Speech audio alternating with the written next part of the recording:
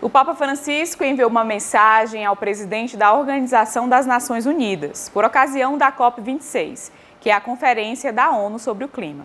Na carta, o Santo Padre pede para que os países possam agir com urgência no que diz respeito aos problemas climáticos enfrentados em todo o mundo.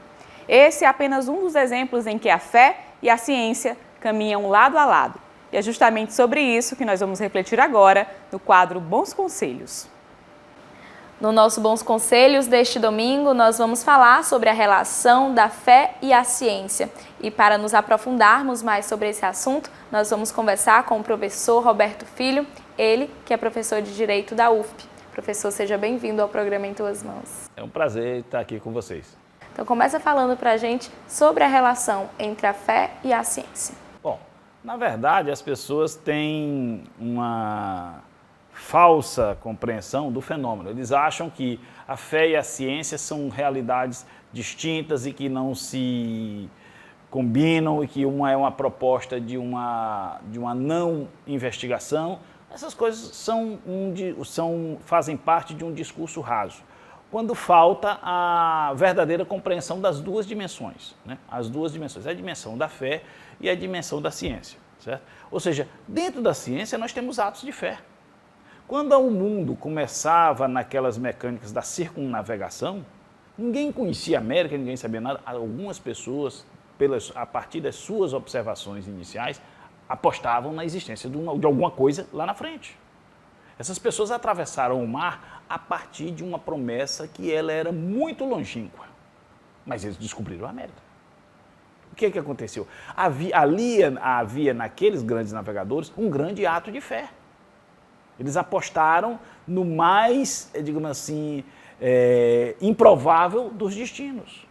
E depois provaram que ele existia. Ou seja, isso que aconteceu é o que sempre aconteceu na história da humanidade. Quer dizer, Deus nos chama amorosamente para servi-lo porque a recompensa é monumental, né? Claro, quase sempre nós teremos o ceticismo, a desconfiança, etc., porque nós queremos com o imediatismo do aqui e agora, e nós sabemos, nós somos integrantes do plano de Deus, o plano é outro, nós estamos inseridos.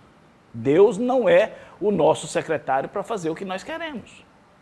Essa é a grande complicação dessa história. Então, quando você fala que as navegações foram praticamente um ato de fé, você apostava naquilo que você acreditava, também nós, né? Então, e claro, quando você fala isso em torno de conhecimento e alguma coisa e tudo disso, você lembra, conhecimento é poder.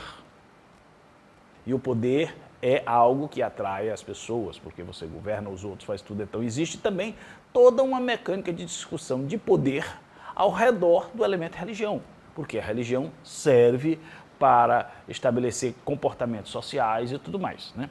Então há pessoas que insistem nela para conduzir a sociedade e há pessoas que têm projetos contrários que insistem que ela não existe exatamente porque querem implantar o seu projeto. Às vezes aí nós temos o que seria, sob o argumento de uma discussão científica, nós temos uma discussão de natureza política, né? Ou seja, a situação é bem diferente. E eles, até por propaganda e tudo, se apresenta sobre outra roupagem. Então, na sua concepção, a ciência e a fé são complementares. Inteiramente complementares. A ciência, ela é algo que é um atributo nosso dado por Deus. A ciência é o exercício das faculdades mentais. Nós temos a capacidade de pensar, de discernir, de questionar, inclusive de questionar até o Deus que nos fez, discutir, questionar sobre a sua possível e eventual existência. O nome disso é liberdade, né? O nome disso é liberdade. Deus nos ama tanto que nos dá a liberdade de, conceitualmente, a partir da inteligência, que é um dom que Ele nos deu, discutirmos ou duvidarmos da própria existência dele. Qual a contribuição que a ciência e a fé dão uma à outra? As duas são fenômenos de conhecimento, né? Mesmo na fé e mesmo na ciência, nós temos a estrutura de pensamento e tudo. Lembremos que quando se fala em ciência, que você vai falar em método científico, nós temos que lembrar que existe uma participação monumental do elemento religioso. O Bacon, dos anos 1200, ele era frade, ele montou, foi o precursor do método científico. E ele dizia, é mais fácil se chegar à verdade pelo erro do que pela confusão. E então você tem um molho de chaves. Se você chega em casa, está no escuro, se você vai, peguei essa aqui, não é, você vai achar a chave certa. Se você botar todas dentro de um saco e for pegar aleatoriamente, você pode passar a noite todinha e não conseguir abrir. Ou seja, isso é algo que nasceu do raciocínio de um frade. Esse cara foi o sujeito que iniciou o pensamento do chamado método científico, para termos uma ordem metódica, racional, científica, para termos os resultados. Ninguém fala desse cara. Sabe por quê? Porque todos dizem que isso foi com Descartes, que foi 300 anos depois. O nome disso é política. Essa inversão de reconhecimento de quem iniciou esse procedimento foi feito assim para apagar a figura do Bacon. Já que o senhor é professor, o senhor pode falar como nós podemos vivenciar a fé dentro do campus universitário. A melhor coisa é primeira coisa, sermos fiéis a Deus. Quando você tem a postura daquela pessoa que é correta e que faz tudo, você adquire naturalmente o respeito. Não se preocupe que a pessoa é respeitada, porque você não mexe com ninguém, você não prejudica. Se você tem um comportamento que se adequa àquilo que a religião nossa propõe, você vai ser, no mínimo, uma pessoa honesta. E essas pessoas honestas são respeitadas, elas são bem atendidas. Na medida que você tem uma pessoa honesta e que ela tenha sobre isso um volume de conhecimento intelectual, científico e tudo mais, ela se torna mais útil ainda. Agora, nós temos que, mesmo essas pessoas, mesmo os santos foram tentados, né? Se você está num ambiente e olha que como é extremamente disputado, por exemplo, você tem no concurso de Miss, você tem na universidade, eu quero aparecer, eu quero ser o primeiro e etc. O nome disso é um dos nossos terríveis pecados, a vaidade. Ou seja, e isso é uma ocorrência que pode, se você é um bom cristão, você vai ter que fazer um esforço para não incidir na vaidade. Ah, mas isso é meio difícil? É. Mas nós conseguimos fazer outras coisas difíceis que que nos dão muito mais incômodo, mas nós fazemos em nome de uma coisa errada. Quantas pessoas que são incapazes de se privar de um bem, de uma vantagem qualquer para dar uma esmola, para conseguir alguma coisa, mas eles são incapazes de reagir, por exemplo, à vaidade, aparecer mais que os outros. E é o que é uma modalidade do pior dos pecados, que é o orgulho. E você quer se apresentar, ser melhor, ser o mais bonito, mais importante, essa vaidade é uma das facetas do orgulho. E aí nós voltamos aos nossos velhos 10 pecados.